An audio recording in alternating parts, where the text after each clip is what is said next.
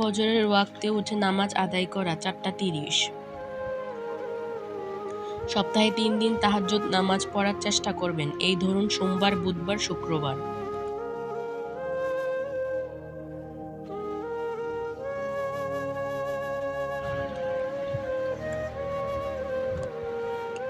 যে দিনগুলিতে তাহাজ্জুদ নামাজ পড়বেন সেগুলোতে ফজরের ওয়াক্তের আগে অর্থাৎ তাহাজ্জুদ ওয়াক্তে উঠে পড়বেন।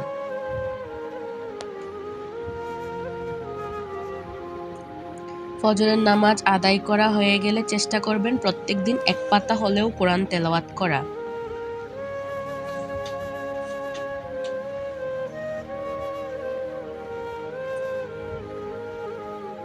প্রত্যেকদিন ফজরের নামাজের পর এই অভ্যাস গড়ে তুলুন যে প্রত্যেকদিন ফজরের নামাজের পর সূরা ইয়াসিন পাঠ করব ইনশাআল্লাহ।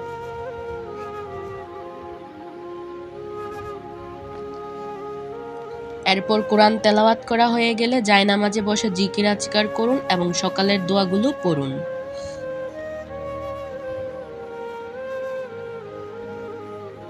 5:30 থেকে পড়তে বসুন এবং পড়া শেষ হয়ে গেলে যদি টিউশন থাকে তাহলে টিউশনে যাবেন।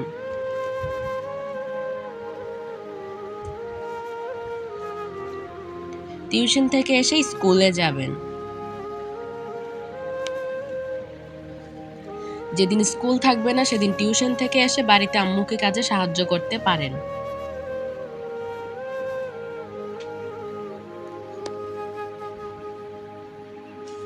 আর যেদিন স্কুল থাকবে 4:30-এর মধ্যে স্কুল থেকে এসে জোহর এবং আসরের নামাজ আদায় করে খাওয়া দাওয়া করে একটু রেস্ট নিন।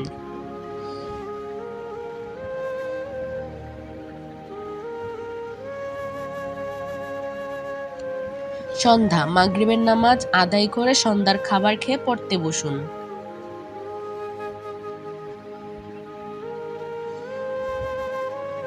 সন্ধ্যার সময় আপনি অনেকটা সময় পাবেন পড়ার জন্য, তো ওই সময় আপনি যতটা সম্ভব মনোযোগ দিয়ে পড়াশোনা করুন।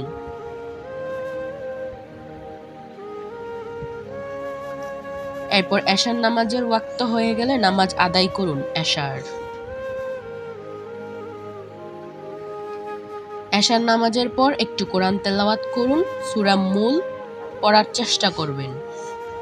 এরপর ইসলামিক কোনো হাদিস এবং ইসলামিক বইগুলো পড়তে পারেন। এরপর আবার পড়তে বসুন। এরপর পড়া শেষ হয়ে করে রাতের খাবার খেয়ে ঘুমানোর আগে প্রত্যেকদিন সূরা মুলক পাঠ করে ঘুমানোর অভ্যাস গড়ে তুলুন।